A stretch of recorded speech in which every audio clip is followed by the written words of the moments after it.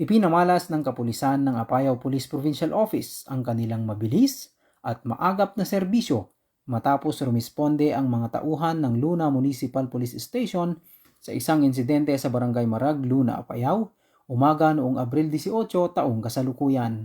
Nakatanggap sila ng ulat mula kay punong Barangay Leonila Udipa hinggil sa isang residente na nasugatan matapos masuwag ng isang kalabaw. Agad na nagtungo ang mga rumispondeng pulis sa kinaroroonan ng biktima na kinilalang si Ginoong Moses Costares. Sa kabila ng kakulangan ng agarang masasakyan at sa tinamong sugat sa kanyang hita, hindi nagatubili ang mga pulis, katuwang ang mga opisyal ng barangay na personal na alalayan at ihatid ang biktima patungo sa ospital upang matiyak ang kanyang kaligtasan.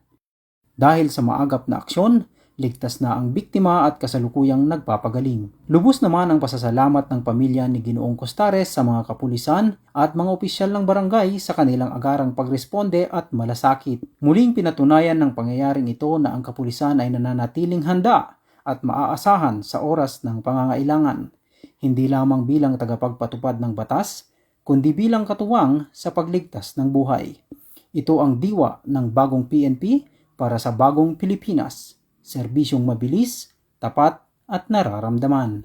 Mula dito sa Apayao Police Provincial Headquarters, ako ang inyong PNN correspondent, Police Staff Sergeant Briel Joey S. Nipa, alagad ng batas, tagataguyod ng Balitang Pulis.